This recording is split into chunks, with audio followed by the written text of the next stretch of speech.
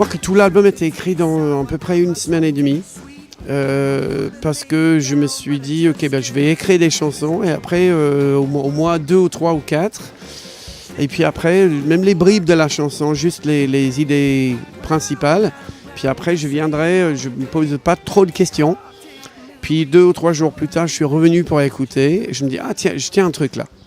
Et donc du coup, après, le reste est venu assez rapidement.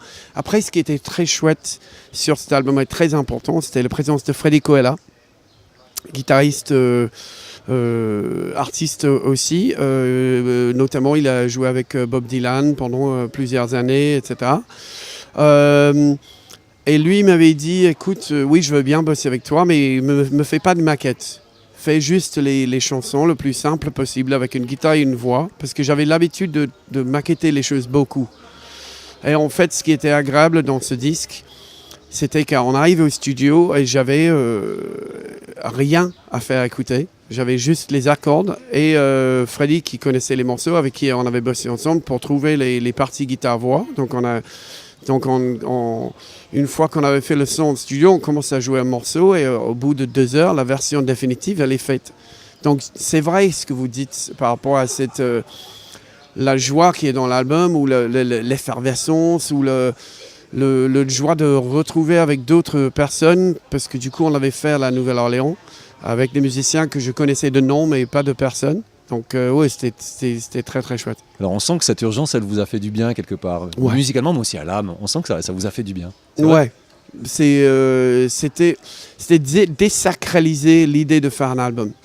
Ne pas faire n'importe quoi, mais de se dire, ok, je trouve ce morceau cool, je vais laisser la place aux autres, de jouer sur le disque et de m'aider à créer le disque, quoi. Et en fait, c'est ce qui s'est passé principalement à Freddy et à Raphaël Chassin, le batteur avec qui je bosse ce soir, comme Freddy aussi, qui sont venus avec moi là-bas. Et après, c'était le musicien, encore une fois, que j'avais rencontré sur place. Et c'était agréable de dire, écoute, on va dire qu'il y a un solo de 24 mesures au milieu, et puis parfois c'était un peu plus, parfois c'était un peu moins. Mais c'était agréable parce que ça s'est créé vraiment sur place, quoi.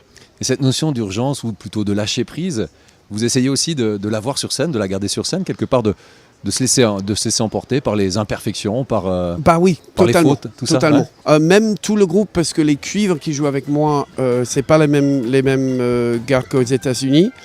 Mais voilà, j'ai monté une section de cuivre de 3 musiciens.